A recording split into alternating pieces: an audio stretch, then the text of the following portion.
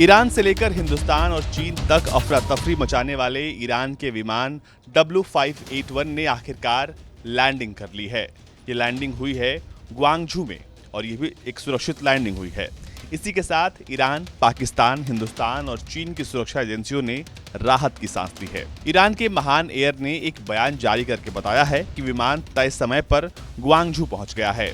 Iran की airlines agency महान air के मुताबिक फ्लाइट संख्या W581 ने तेहरान से उड़ान भरी थी। जब विमान लगभग 9:20 पर भारत के एयर स्पेस में पहुंचा तो फ्लाइट के पायलट ने दिल्ली एयर ट्रैफिक कंट्रोल को सूचना दी कि विमान में कथित तौर पर बम है और फ्लाइट दिल्ली में लैंडिंग की इजाजत चाहिए।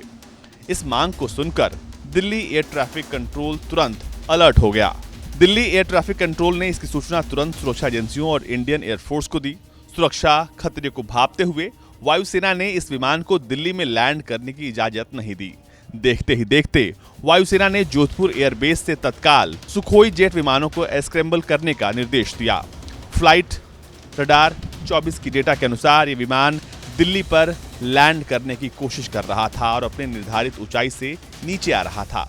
इसे देखकर तुरंत एयरपोर्ट को अलर्ट कर दिया गया।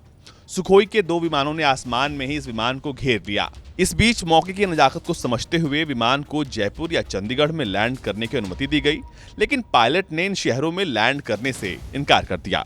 पायलट दिल्ली में ही लैंड करना चाह रहा था। इस प्रक्रिया में 45 मिनट तक यानी सुबह 9:20 से लेकर 10:05 तक ये विमान दिल्ली के आसमान में मंडराता रहा। इंडियन एयरफोर्स के अनुसार इस दौरान सुखोई के जेट्स ईरानी पैसेंजर विमान को घेरे रहे।